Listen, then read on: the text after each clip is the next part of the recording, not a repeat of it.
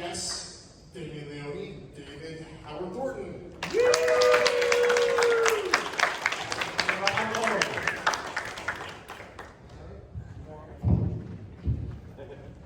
This is number 2. Oh, well, here. Then we'll switch that around. Okay, our engineer is asking for 30 seconds so we can sit down and get comfortable. Hello, everybody. Thanks for coming out, gang. What's up? Do the official introduction, but not from Nice Guy Productions overlooking the glamorous San Fernando as of this time. Stand by. Just overlooking the glamorous LAX airport. Exactly, that's where we're going with this.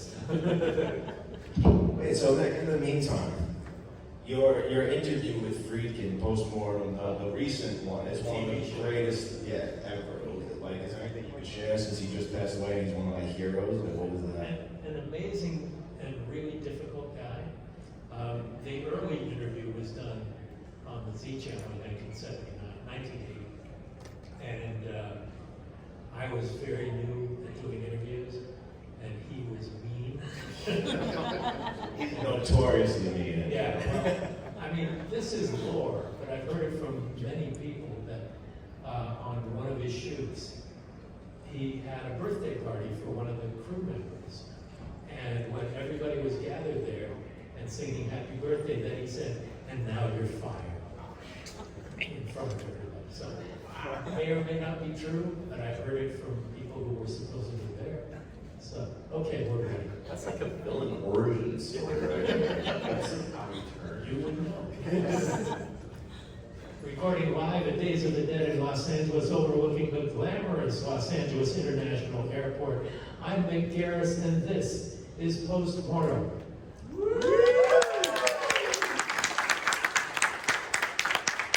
it's a special live event with an audience, as you hear, and our guests are David Howard Thornton, Art the Clown himself, and Damien Leone, writer-director of the Terrifier movies. All right. So we're here to have a good time. We're here to find out. We're talking about things that we love. We're at a horror convention, and what could be a better place for us to talk about our passion for this genre. So, Damien, how did it start for you? Your mother was a horror fan, right? Correct. That's really, it goes back to my mother naming me after the Omen. Wow. Yeah. Naming me after the Omen. She was loved movies, loved horror, was obsessed with that name when she saw the movie for some reason. And it had to be spelled the way it was spelled in the movie. So With the E in it. had to be an E, yeah. And then she just introduced me to, I knew where my name came from at a very young age, and she would let me watch horror movies. And just, not necessarily horror movies, but they could be R-rated movies, action movies. Like we watched Beastmaster, Red Sonja, Rambo. She took me to see RoboCop in the movie theaters when I was 4. I mean, that's still my favorite. That had a huge impact. This was a very liberal house. Yes, very, yeah. Can you take off your hat so we can see if there are 3 6s somewhere? Oh, that must have been makeup. Anyway, I thought about getting that tattoo. if you're gonna get tattooed, that seems to That's be the the one. one. That's the one.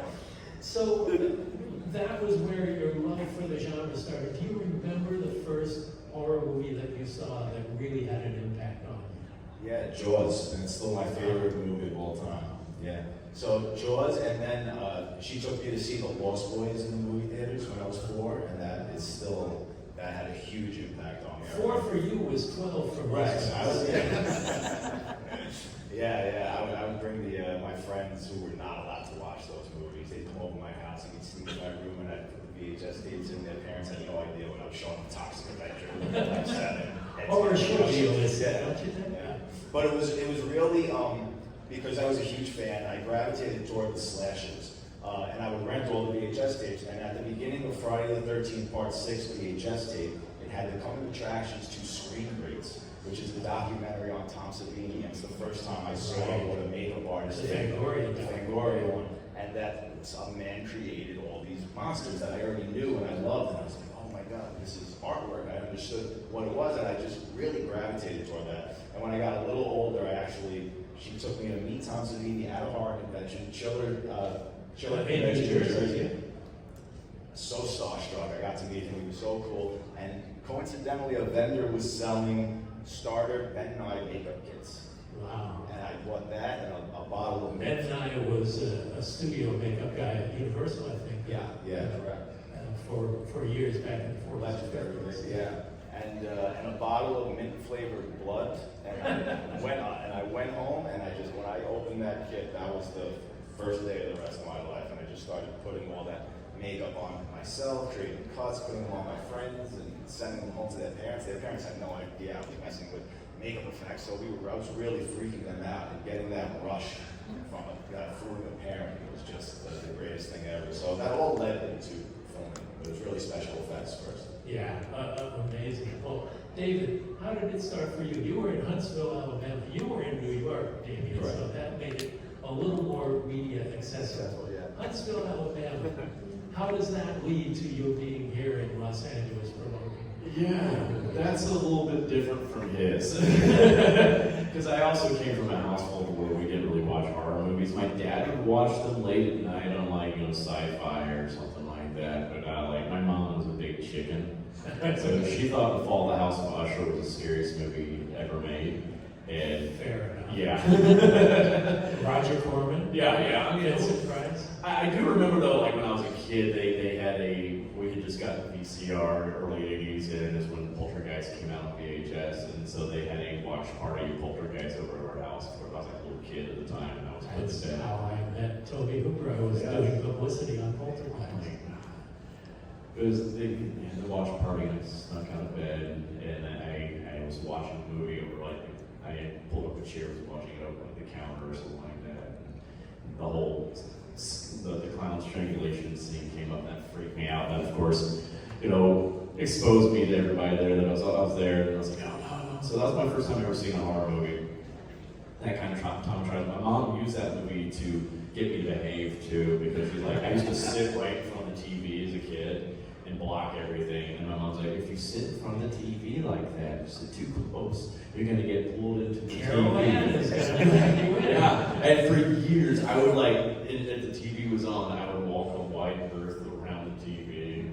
But it's interesting that the clown was such a yeah, it was kind of between that, and I also had an old Mego figure of the Joker from back in the day, and that figure used to freak me out for a while. So it's funny but now clowns don't scare me. I think I got that figured out. Now that you're the scariest clown.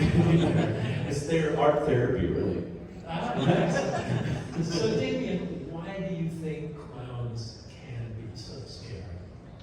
It's a great question, and now, of course, because I'm surrounded by clown culture, which I never expected to happen in my life. Clowns try. Yeah, I'm always trying to analyze that, and I think something that's so simple and gets overlooked big time is the impact of a white face. Yeah. Because I think if you have a clown that doesn't have the white face makeup, they're nowhere near as scary. Nowhere near. And I think it's the reason why Linda Blair's face is so horrifying in The Exorcist, is there's something, a white face is immediately subconsciously synonymous with death. So I think that's a big part of it. It's bloodless, yeah. Bloodless, right? No red pigment, right? Immediately your mind goes to, okay, that is a dead person that should not be looking at me and smiling.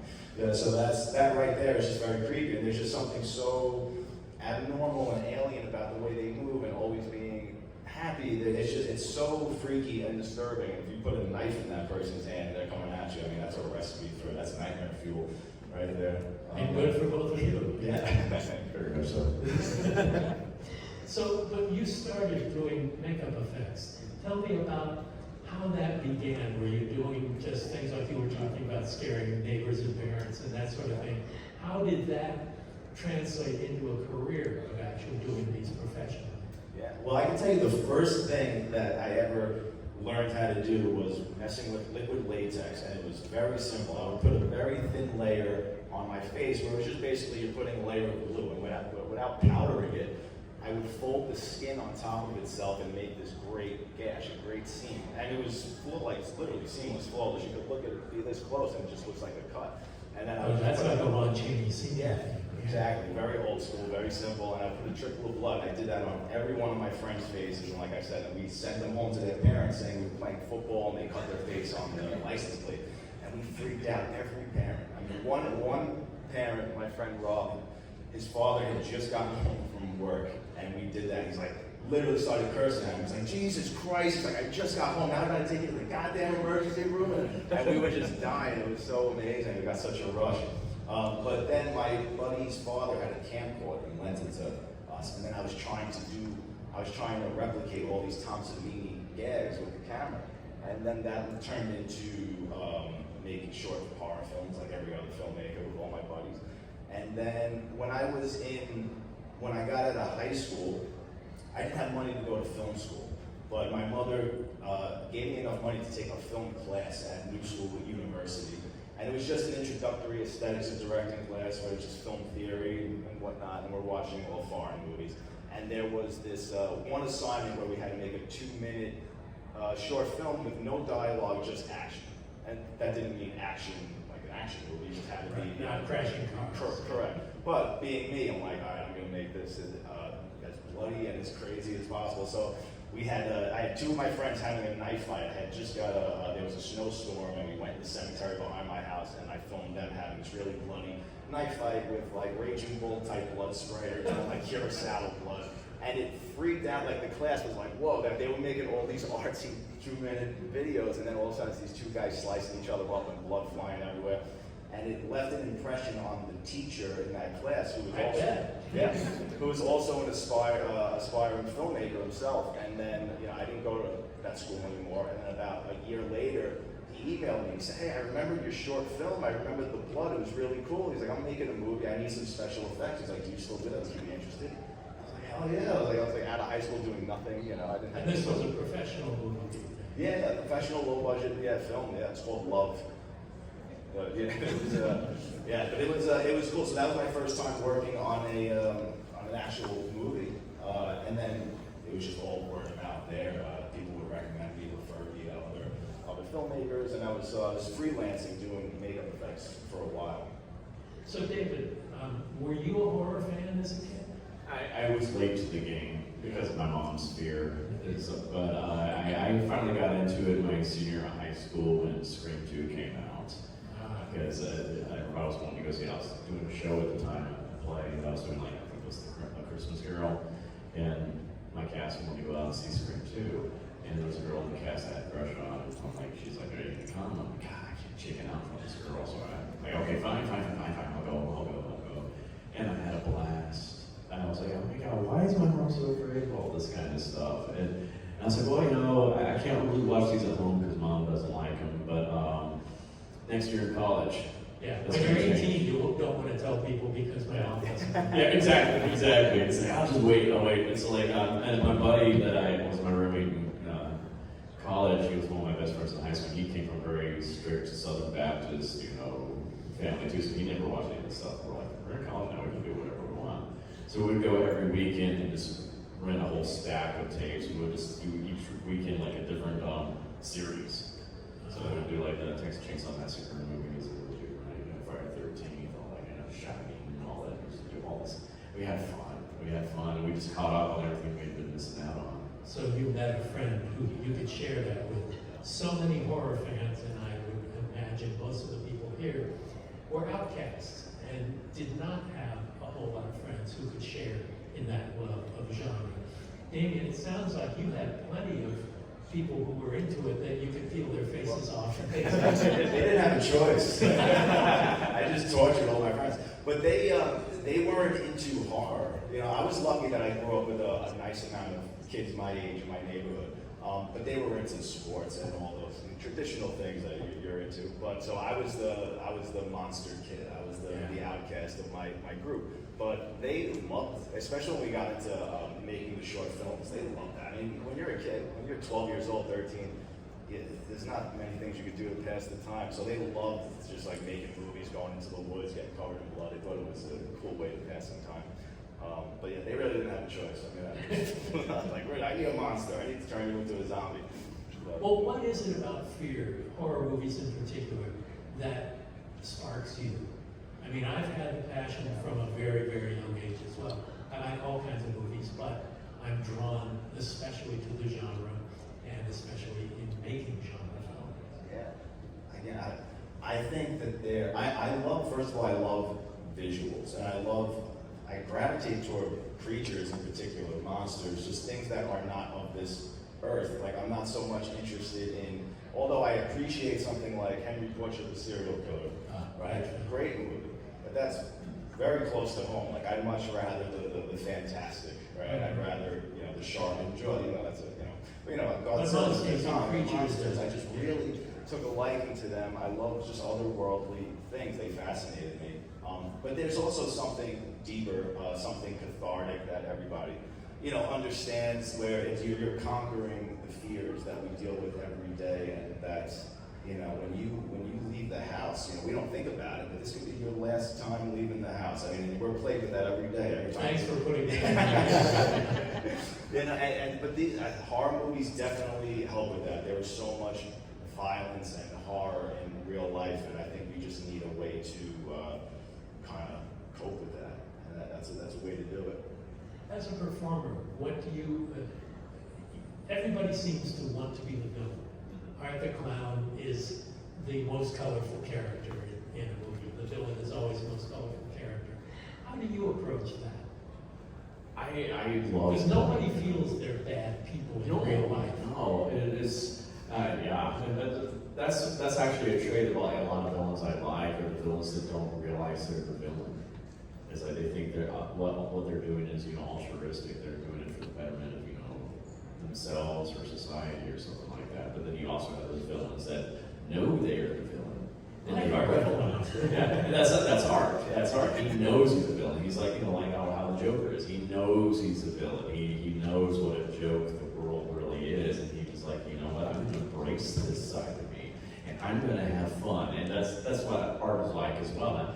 And it's very freeing in a lot of ways to be able to play a character like that. I have fun with it. It's because I'm able to do things I would never do as myself, and I know I'm able to do them in ways that were, it's fantasy. So I know I'm actually not gonna be hurting anybody or anything like that. But it's weird. It's kind of therapeutic in some ways. It's like if you're having a bad day or something like that, like, well, let's do a little kill scene where you do something like that, so you get that frustration out. Like, oh yeah, they'll do that sometimes to me. It's like, just pretend this is such and such and so and so. I'm like, yeah.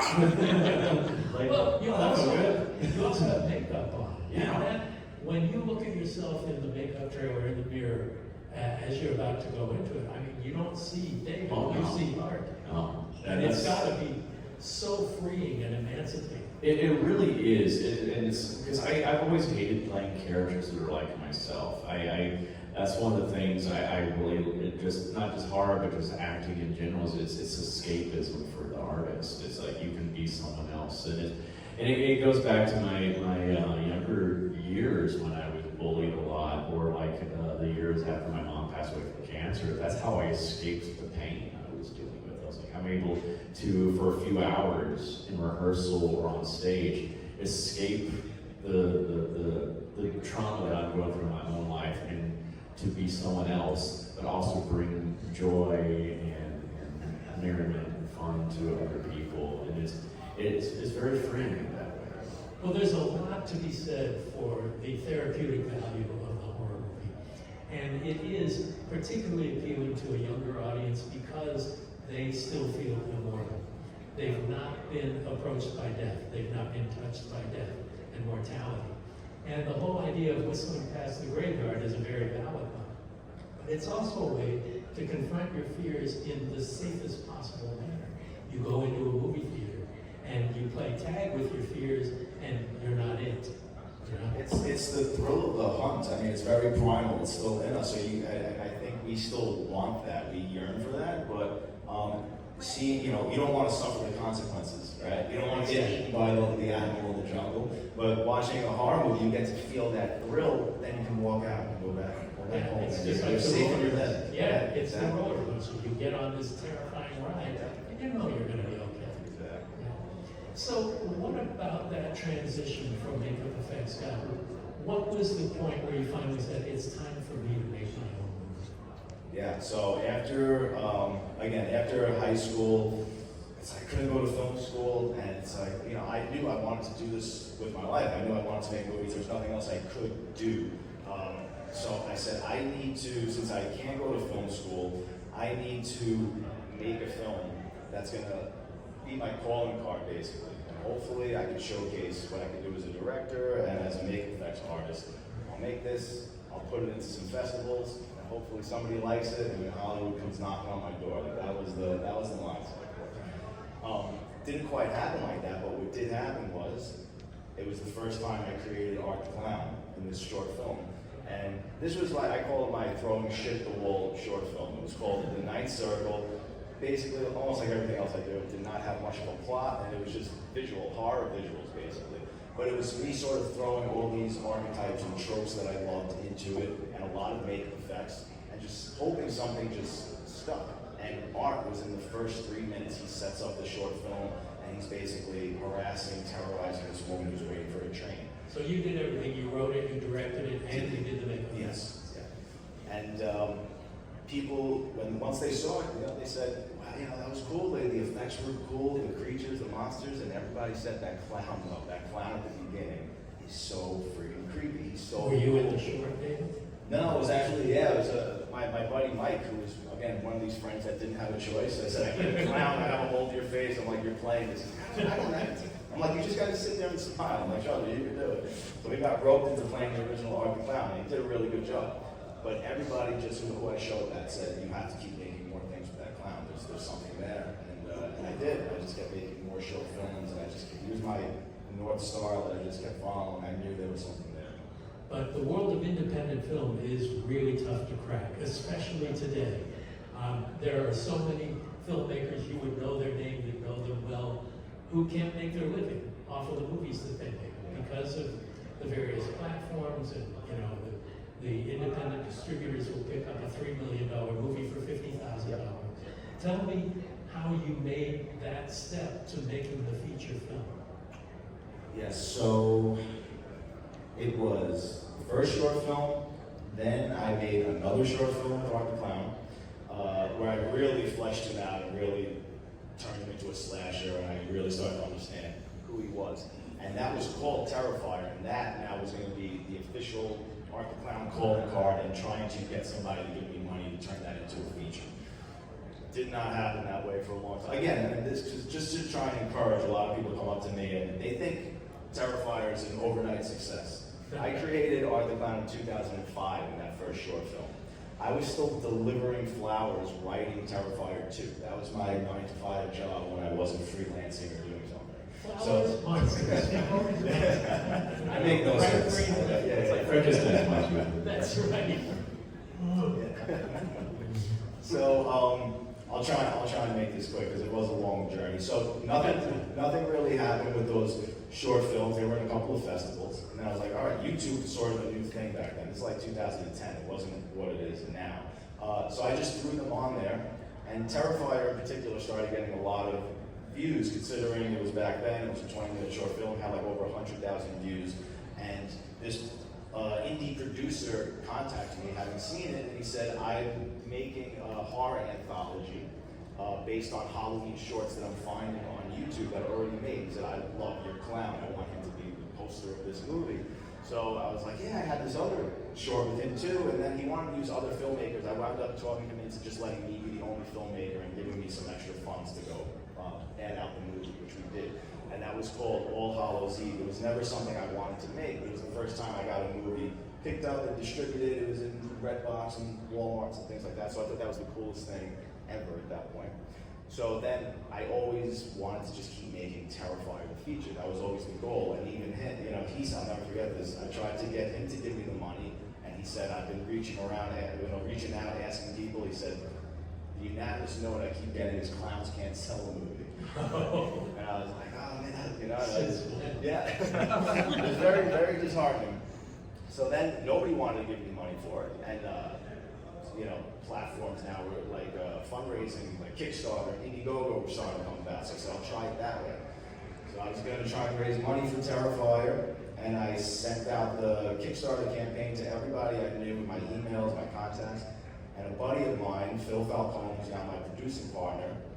I've done special effects for a movie he worked on. We had a really good time, had a good relationship. I sent it to him, he calls me on the side, just calls me up, and he goes, "What are you trying to do here?" And he's like, you're asking for like $15,000 for trying to make a feature film. He's like, how much do you think you can really make this movie for? What do you need? I was like, honestly, I made the short for like five grand. I maxed out a credit card. I said, make that into an 80-minute movie, probably $35,000. I could probably make this movie. He goes, I'll give you the money tomorrow because I just want to hang out with you while you're doing all the special effects. Like, hopefully I can learn something. And he gave me the money the next day. $30K film school. $35,000 film school. Yeah. Exactly. And so that was huge. That was everything. I mean, that was the true beginning. Because if I hadn't met that guy, who knows? If I hadn't met Phil, I might not be here right now. Probably would. And then so that was. But again, it wasn't an easy road. Even in making that movie, but then trying to get distribution for that was tough. Nobody wanted the movie. People wanted to cut it. They didn't want to pay for it. And it's just sticking to your guns eventually. Where finally I found a distributor who was willing to pay us something I thought was reasonable and keeping it intact. So they picked it up. The company was Epic. And what wound up happening that really helped us. Yes, exactly. Yeah. So what wound up happening was they sold it to, after like 2 years, they wound up getting it to Netflix. And once it went on Netflix, then it got in front of a lot of eyes, and a lot of people started becoming fans of it and seeing it that way, right? We hear it all the time that people, they've never heard of it, and they're scrolling through Netflix, and then they just saw Art's face. And they're like, I have to see what's going on. The availability on the streaming platforms. There you go. Now, David, what were the roles you imagined yourself playing when you first became an actor? Not this one. No, because I never even imagined I'd be doing horror films at all. I've always been honest with my physique. I was like, if I'm ever gonna do a horror film, I'm gonna be one of the victims, like Randy or something like that. So I'm like, no one's gonna ever cast me as the villain. I'm like, not as much as I love playing villains. I'm like, But what was your ambition? What were Well, the irony in this is he's the man of 1,000 voices. He's Mr. Cartoon voice. And I took away 50% of his, Well, yeah, you do a lot of games. Yeah. A lot of voiceover. That's what I really wanted to do. I wanted to do a lot of animation. And that's how I got my SAG card, was doing voices for the Pink Panther. Who knows? That's why that was one of the big things I wanted to do, because I was, as a kid, that's when I learned, when Friend Roger Rabbit came out, that's when I learned about Mel Blanc, doing all the voices for all the Looney Tunes characters. And I learned about Dawson Butler and John Messick, and I was like, oh my god, these guys do all of these voices. That's awesome. And I just discovered I had a knack for mimicry, and so as a child I was just doing voices for like all my action figures from Ninja Turtles and all that kind of stuff. And anytime I heard an interesting voice, I'm like, I gotta learn how to do that. And I was just cultivating a skill set over the years. And I was like, that's what I should do. I should try to get into voiceover work, and I also was a musical theater guy, so I wanted to, that's why I moved to New York and stuff, LA. I wanted to go up to New York and be on Broadway. And I never got to actual Broadway, but I did tour with Hollywood So Christmas the Musical for 5 years. So that was a lot of fun to do. I was the understudy for the wonderfully talented Stephen Carl, who was Robbie Rod from the show Lazy Town. And he was a great mentor for me because all my life I've done a lot of physical comedy. That was my thing. I also had a great education in great physical comedians as a child. My parents had me watching the Chaplin movies, Marx Brothers, all that kind of stuff. Clowning and mime and all those. And I did a lot of community theater, a lot of children's theater, because children are a lot of physical comedy. They're more physical than the verbal comedy. And so all those years I was just kind of honing my skills. And people always ask me, because there's a rumor out there that I went to mime school. I'm like, no.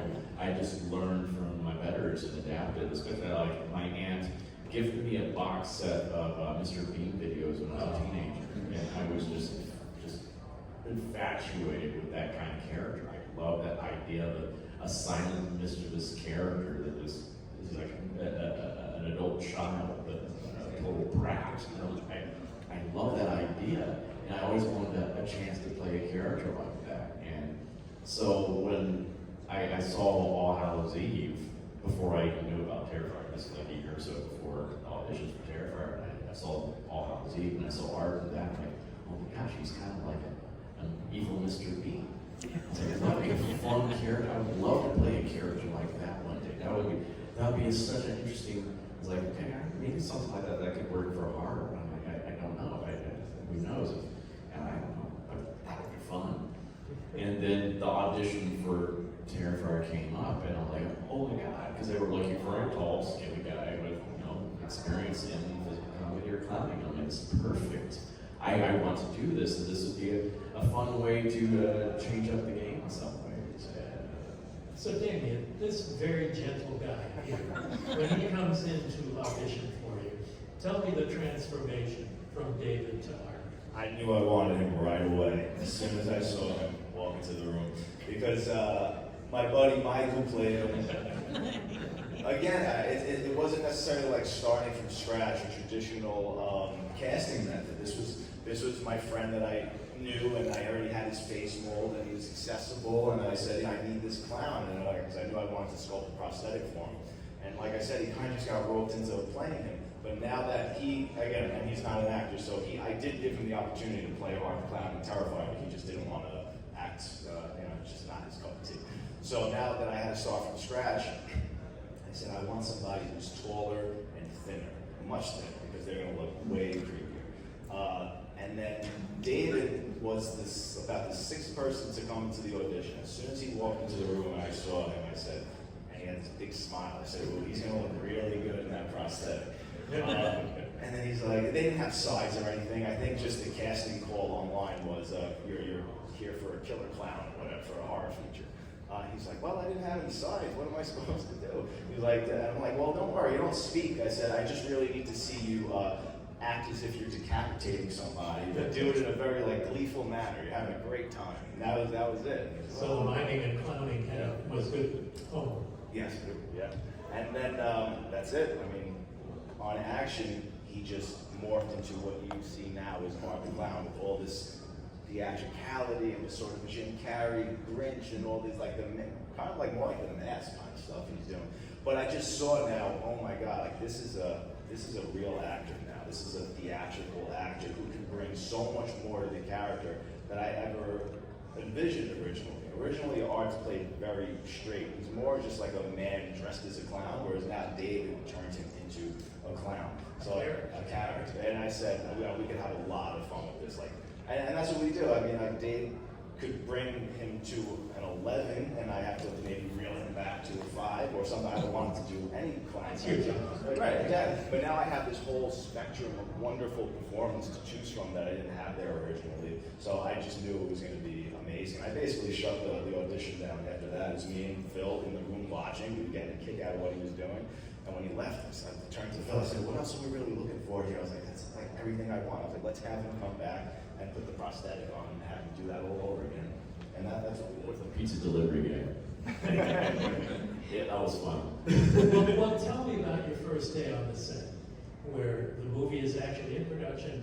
You're coming out of makeup and you're walking onto the set. What was the first scene you shot? That was, I think. Do you remember the first scene? The I guess it was you actually walking up the street. Was it? No, it was me walking down the stairs pursuing Tara in the garage with the cars. Really? Okay. Yeah. And this was my first time really doing film work too. I had done extra work, but never anything of this nature. And so I was very nervous because I felt like I've never been in a production this big before. Yeah. Now, obviously, this was a non-union show, non-DGA, non-WGA, non-SAG, all of that. So, all bets are off. This Anything was goes. Sam Raimi, Evil Dead 1. I mean, this was as guerrilla filmmaking as you could possibly do. Yeah, and it's very, very dilapidated building in Trent, New Jersey that's like, oh my God, this place was disgusting. I mean, It's a garden state. it could definitely turn into a garden one day. But yeah, it was very unnerving for me because everybody else on that set worked on sets before, so I was the newbie. And I was like, oh my gosh. And I, of course, being basically the face of the franchise, it didn't always be a franchise at the time, but still, it was like, kind of all this stress on me. And I'm like, You're also getting marks and doing things you don't do the same way they did. it's not exactly. I'm so used to theater, it's like where you rehearse for weeks and then you production. This is like just go and hope everything works out. But I was lucky because Jenna Cannell, who plays Tara, she has worked in several productions before that, and she was a stunt actress too. So, because I hadn't really done a lot of fight scenes, and that was the first night it was me attacking Tara there in the garage, and I was having to get on top of her and do horrible things to her, and I was so nervous about hurting Jenna. And there's actually a moment that you see in the film where it's my playing knife from outer space moment where I'm just like, oh man. it's where I'm choking her, and I'm basically force choking her because I thought we were doing just from the face up shot, and so I was just putting my hands there. Don't blame me. Because we had done other shots with her, but where I was actually striking her, but for some reason or another, they just weren't a good shot or something like that. For good reason. He didn't want to kill the actress, so Yeah. he stuck it out too much. Yeah, but I also remember, like, with her, she was like, they wanted me to, like, put my thumbs on her eyeballs and start pressing in and stuff like that. I'm like, oh God. I'm like, oh, I don't want to hurt her. Yeah, and she's like, oh, go ahead and do it. It gives me something to work on. If it's too much, I'll let you know. I'm like, are you sure? When you hear it. Yeah. Yeah. That's why I pray. Oh, She's still got it. oh yeah. Well, eyeball stuff freaks me out anyway because I've had eye surgeries and stuff like that. So anything that it's like broken arms and stuff like that I see in movies. Those are the things that freak me out because it's stuff I can empathize with. And so yeah, it's like that's one of the first things I'm doing is an eyeball thing. I'm like, oh God. I'm so sorry. I'm sorry, but it was great. It was a great team effort. And by the end of the shoot, like when I'm having to like pull Samantha's hair when she's going through the door and stuff like that, I'm like, okay, let's do it. She's like, give it to me. I'm like, okay. So you're saying you became hardened? I did. And I always say I'm probably the whiniest one on set too, because I have the boniest knees, and anytime like, okay, we gotta get down this ground. I'm like, I gotta have knee pads. It hurts. And like, I always have to hand it to my. Yeah, it is true. Because I have the diva, the things you I am such a diva. It's that I have to hand it to my female co-stars, especially. They all in both films are just the biggest ass kickers. They don't whine like I do. That's the funny part of it all. It's like I'm the villain. I'm like, it's cold. I put more blood on me, but it's cold. And there's Lauren standing over there, basically in bikini in like 20-degree weather, or Catherine hanging upside down naked in 20-degree weather, and I'm like, I'm cold. So, Damien, a lot of people accuse horror filmmakers in particular of misogyny. And I know that has happened to you. Oh, sure. Let's talk about that perception of how horror films are made and women as victims and that sort of thing. Yeah, I mean, well, it's part of the formula of film that I grew up just loving. You're a child of the 80s and Child you're of making the films inspired by the 80s. That's it. It's all about the final girl, and I love that. I love seeing.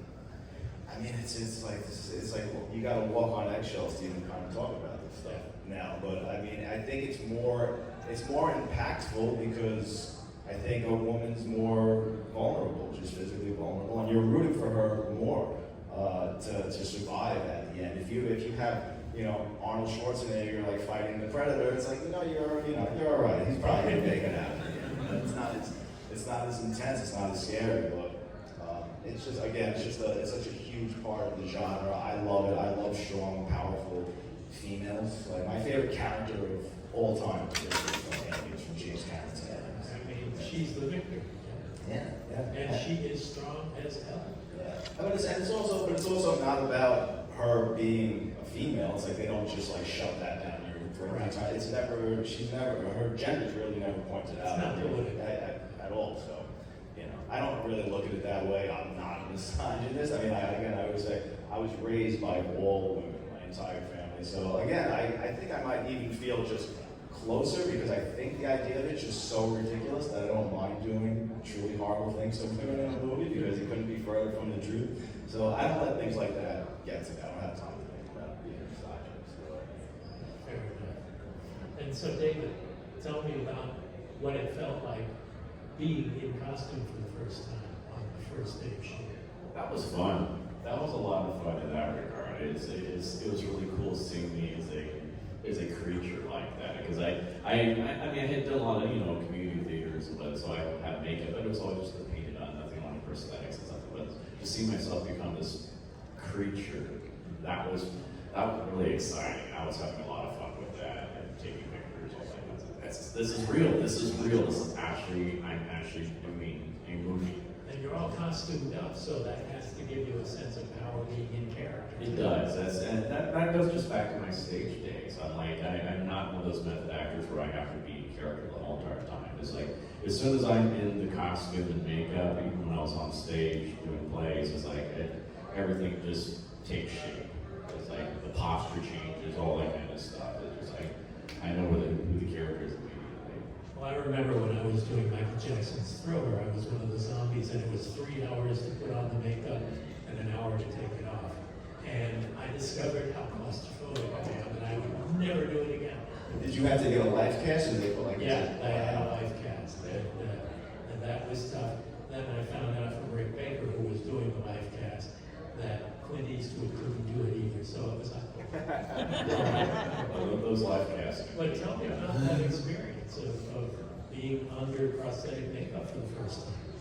It was different because I became very self-conscious of certain things because especially that version of it, that's when we're using the gelatin mask still, and my mouth would fall apart all the time because any little bit of moisture would just dissolve it, and the teeth, the prosthetic teeth I would wear would make me drool all the time.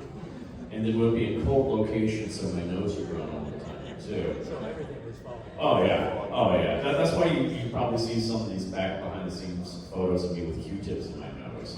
That was why I was trying to keep my nose from running all the time into the makeup. But it would be one of those things where he's wanting me to do a big huge smile, and I'm afraid to right now. Right, this is all going to go and it's going to fall apart. He's like, oh, I'll just throw more blood on it. It'll be fine. Don't hide anything. Blood hides cells. Yeah.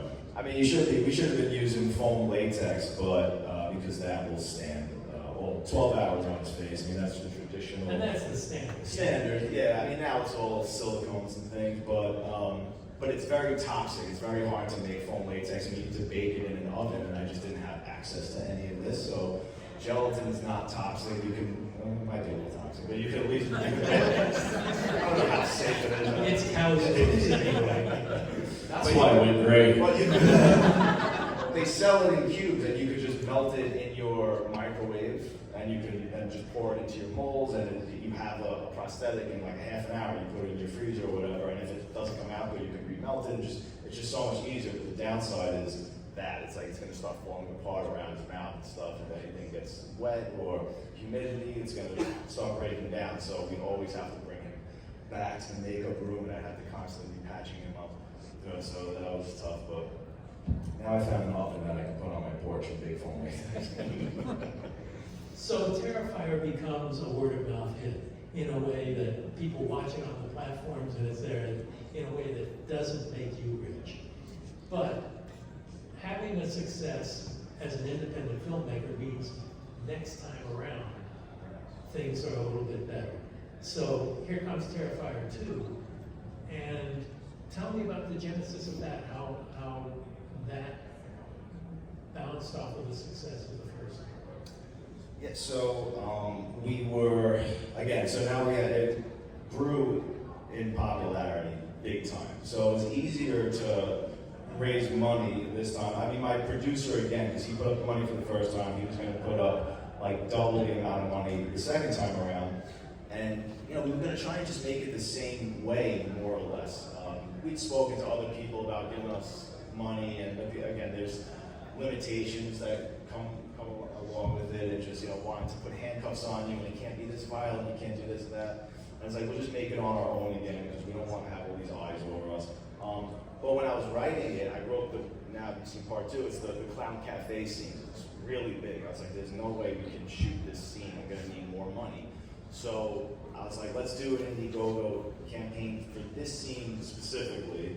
I'm like, at least, and then we'll raise some money, I'll be able to shoot it. So I asked for $50,000 on Indiegogo, and within a day $20,000. Oh, there's your budget. And there's the budget. I mean, and that was a big eye opener because again, the whole way we didn't quite know what we had, how big this was. We knew it had gotten bigger, but when I saw that happen in one day, I was like, oh my God, like maybe we have something really big here. And thank God we raised that money because we would have never been able to shoot the movie we shot without that money. I mean, forget it. I was living in a fantasy world, so to speak. But so then we shot the movie, and again, then trying to find distribution again. Everybody's lowballing you. Nobody wants to give you any money up front or anything. And it got to the point where we're like, you know what? We're just going to self-distribute this. And we were so close to self-distributing the movie. And this was so weird. While we were shooting the film, a sales agent had reached out to us in our email. I just always remember it. I just always kept her in the back of my mind. And we were so close to self-distributing. And I told Phil, I said, remember that woman that reached out? I said, why don't we just reach out to her and see if she could do anything? Maybe she could take it and bring it to some people. And we did, and she was just so happy to go to the Cannes Film Market, where basically like a convention like this, where you just buy and sell movies. And she took it there, and she was shopping around for a week. Again, some interest, a lot of lowballing. We're like, listen, we know what this thing is. We're just sticking to our guns. Like we're going to self-distribute if nobody comes in with an offer. We're happy with it. And of course, like on the last day she was there, it was the company now Bloody Disgusting. Now their partner is Cineverse. That's what they're officially called now. They said, we love this movie. Like They own the screen box. Yes. They saw it and they were like, they just got it. They knew what it was.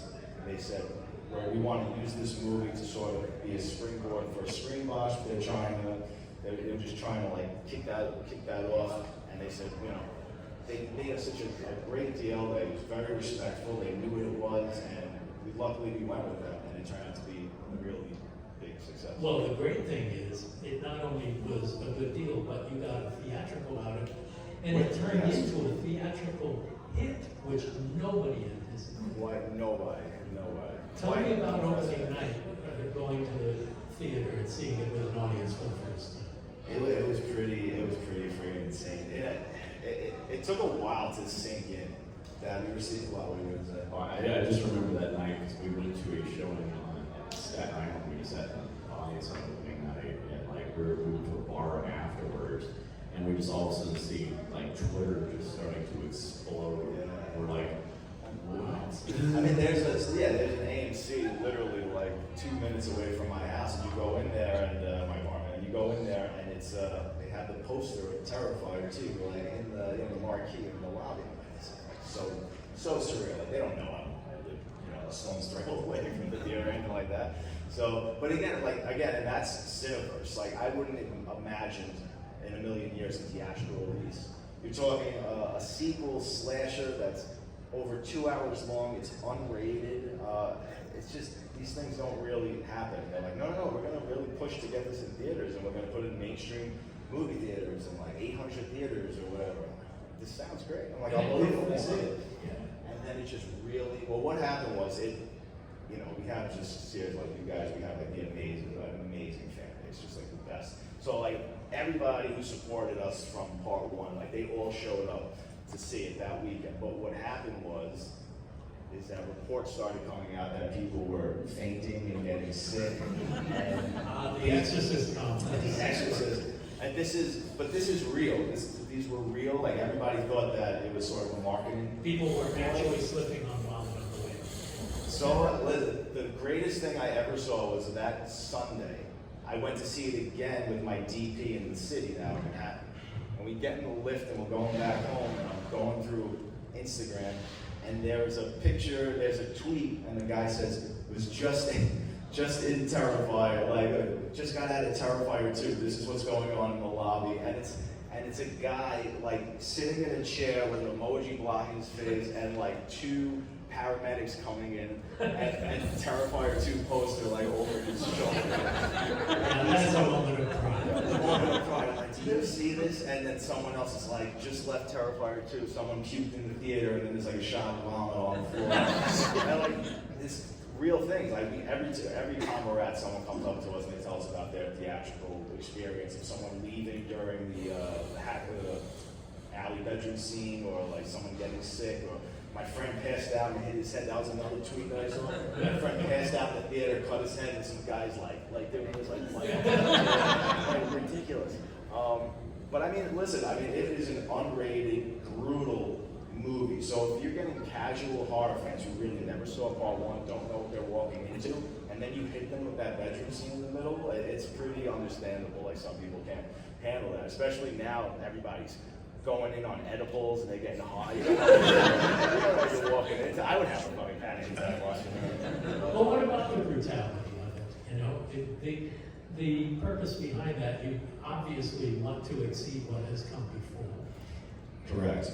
And I'm all about exploiting. I happily exploit the And extremity. Yeah, for sure. Well, I mean, part of it comes from being a makeup effects artist, doing the makeup, wanting to outdo my prior work, and wanting to show the audience things that they haven't seen before. And a lot of that came from when I was starting out, and I needed to, I needed someone to discover me. I needed my work to stand out.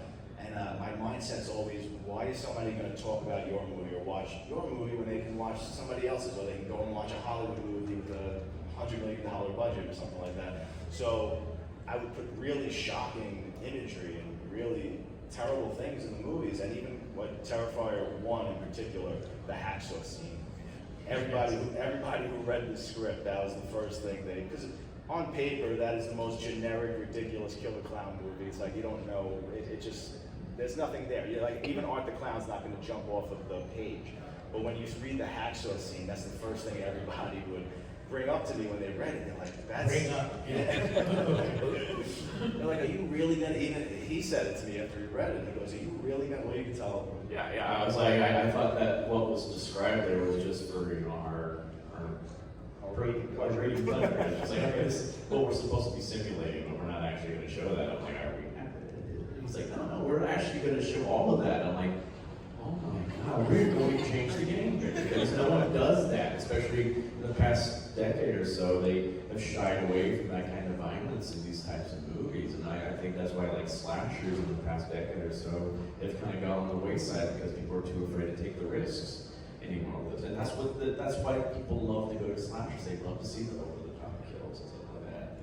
Yeah, but that being said, that's not going to carry your film alone the whole way. Right, if there's no story, if there's no character, Yeah. if it's just kill after kill, Yeah. it's Friday the 13th. Well, sorry.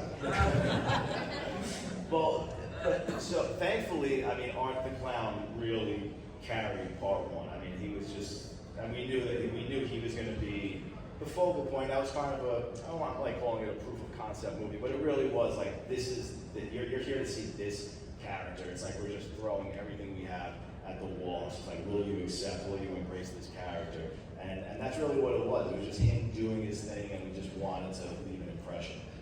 And luckily, it worked. The violence was a big part of that as well. But then going into part two, I had to up my game. I had to grow as a filmmaker and as a writer, especially. I mean, that was my main goal. Now I wanted to incorporate a protagonist that the audience could really get behind. If I could get them rooting for her, because even though they love Art the Clown so much, then I knew that I really did a decent job, and that was the goal. It's really getting protagonists and heroes on board that you can empathize with by the end of the movie. So, Well, it has been announced that there is a Terrifier 3 coming. there is a Terrifier 3, yes. Now, there have been a lot of Michael Myers, and there have been a lot of Jason Voorhees. Will you be returning as Art the Clown? Oh yeah. It's too much fun. I guess still too much I want to do with it. And I'm sure that's mutual. Yes. But Damien, George Romero had the My problem, hero. the greatest. He could only make Living Dead movies. That's all anybody would let him make. And it gave him a great career, and he made a few things other than that, but they were not successful, and nobody wanted to see him that way. Do you have any fear of being pigeonholed as the Art the Clown guy? No, I would be absolutely honored if that's my But this whole experience is so surreal.